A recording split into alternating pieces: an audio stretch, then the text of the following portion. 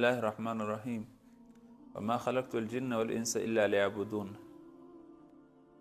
محترم دا الله جل شانه انسان پیدا کړی دی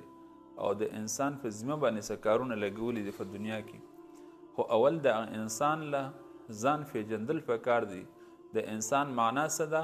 د انسان کار څه دی، د په کومو امورو باندې خپل زندگی تیری، په کومو کارونو خپل زندگی تیری. نو کله چې د انسان خپل ځان وپیژني او خپل معنا وپیژني نو چرته به هم د سیده لارې نه بلې لارې ته لاړ نشي. او که د انسان په خپل ځان باندې سوچ ونه کړي، په خپله معنا باندې سوچ ونه کړي، نو دی به همیشه دپاره په ګډ وډو باندې سري. ځکه د انسان تبلیغي سفرنامه کتاب دا کې لیکي د انسان کې یو څو الفاظ دي، الف دی، نون دی او سین دی او الف دی نون دی، مجموعه انسان رالاله. نو انسان کې ټول لومبی حرف الف دی، نو دی به څه کوي، دی به د الله تعالی حکمونه مني. نو اوس د الله تعالی حکمونه کم دي،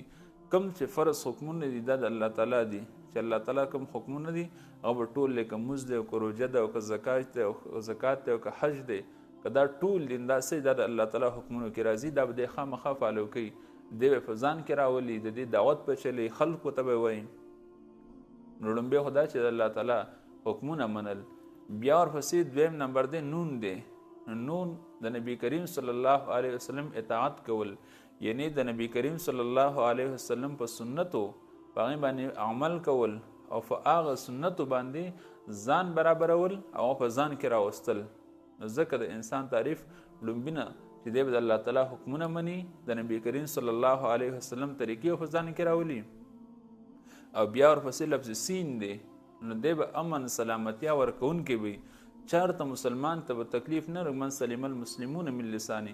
حدیث مبارک کې راځي مسلمان هغه دی چې بل مسلمان ستا د ژبې نه د دې شر نه محفوظ وي او د لاس شر نه محفوظ وي. یعنی مسلمان هو هغه دی چې ستا نه بل مسلمان ته تکلیف نه دا مسلمان دی. نو ځکه سلامتیا ورکوونکی وي، امن ورکوونکی وي، بل ته به خیر رسوونکی، تکلیف نه رسی مسلمان ته. او بیا ورپسې الف دی، نو دی به امر بالمعروف کوي. امر بالمعروف د نیکۍ حکم به کوي، او د نیکۍ حکم چې کوي نو دا به په حکمت عملی سره به کوي. داسې به نه کوي چې یو کس دی هغه ته دعوت ورکوي او هغه مونځ نه کوي او ته ورته ووایې چې ته خو کافر یې، ته داسې ته مونځ نه کوې. ځکه د کفر دا ټافه دا مونږ سره نشته دی چې مونږ په چاته باندې یو سړی مونځ نه کوي نو ګناهګار دی، خو کافر ورته نه شي ویلی. دی ګناه کوي، ګناه یې ده لکه، خو ده ته کافر نه شي ویلی. نو ځکه فرمایي چې دغه الف معنا امر بالمعروف، چې امر به کوي د ښو خبرو. امر بالمعروف یعنی د ښو خبرو به حکم کوي، په حکمت عملی سره به کار کوي. او د حکمت عملی به دې ته وایي چې کله یو سړی دعوت ورکوي نو دی په داسې طریقه ورکوي په دې کې یو څو خبرې هغه به دی په ځان کې راولي، نو دغې ته حکمت عملي. او که دې نه خالي وي دی بیا حکمت والا نشي جوړېدی. ګوره دی به مناسبه خبره به کوي، په مناسب ځای کې به یې کوي، په مناسب وخت کې به یې کوي، مناسب سړي ته به هغه ته به یې کوي، نو دې ته حکمت وي. که دې څلورو واړو خبرو کې یوه هم داسې وه چې په ده کې نه وه، نو دا بیا حکمت عملي نه کار نشي اخیستلی، دا سړی مخې ته خپل کار نشي چلولی. خو که ده کې دا څلور واړه رالی چې مناسبه خبره په مناسب ځای کې او مناسب وخت کې مناسب سړي ته کوي، نو دا بیا څه دی، دا د حکمت نه خالي نه دی، دا حکمت عملي والا سړی دی، دی په حکمت پوهېږي په دې خبره باندې. ځکه آسان مثال به موږ داسې ورکو چې یو سړی دی هغه مازدیګر ګش کې ووتو، نو اوس دا کار خو ښکلی کار دی، ښه مناسبه خبره ده، ځکه د الله بړی بیانولی ګش کې وته دی، د الله تعالی وحدانیت خلکو ته بیانوي، د الله تعالی بړایي بیانوي، خلک دعوت ورکوي، د مونځ دپاره خلکو ته دعوت ورکوي. نو دا کار هم مناسب دی او وخت هم ښه ښکلی دی، د مازدیګر ټایم دی، ښه ښکلی ټایم دی، بس دی ګش کې ووتو او دا خبره هم ښه ښکلی خبره ده، د الله د دین خبره کوي، بل څه نه کوي. خو لیکن چا چې دعوت ورکوي نو دا سړی صحیح نه دی، یو لیونی سړی دی، هغه په دې نه پوهېږي چې زه ډوډۍ خورم او که زه بل څه څیز خورم، هغه په ښه او بد پوهېږي نه، هغه په جومات کې او په کور کې فرق نشي کولی، هغه په هیڅ څیز کې فرق نشي کولی. او ته لاړ شې هغه ته ووایې چې ګوره الله تعالی په ما تا باندې دا کړي فرض حکمونه دي، نبی کریم صلی الله علیه وسلم دا طریقې دي راځه چې موږ وکړو خبرې ته کښېنو نو هغه به هغه څه دی خو لیونی دی هغه به چې دې ماته څه وایي نو دا د حکمت نه خالي سړی دی چې کوم دعوت ورکوي دی لیوني ته ورکوي چې هغه جس په هېڅ نه په کوس هغه نه تا نه واپس داسې جواب دل درکړي چې هغه سره د دین مناسب وینه یعنی دین خلاف خبرې د شروع کړي نو بیا به څه کوي ورسره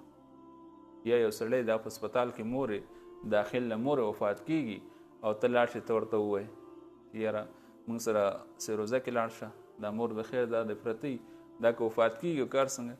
نو اوس هغه درته وایي چې ګوره زما مور د بیماره ده زه د خدمت ته ولاړ یم او هغه داسې حالات کې چې بس ګنټه ده او که منټه وروستو هغه وفات کېږي او ته ورته وایي چې نه خامخا موږ سره ځي نو دې ته حکمت عملي نشي ویلی دا حکمت نه خالي سړی دی نو ځکه فرمایي چې امر بالمعروف وکړئ خو په صحیح طریقې سره به کوئ او بیا ورپسې اخري نون دی نو نهي المنکر به کوئ د بدو نه به خلک منع کوي یو سړی دی هغه یو بد کار کوي نو هغه داسې رټی مه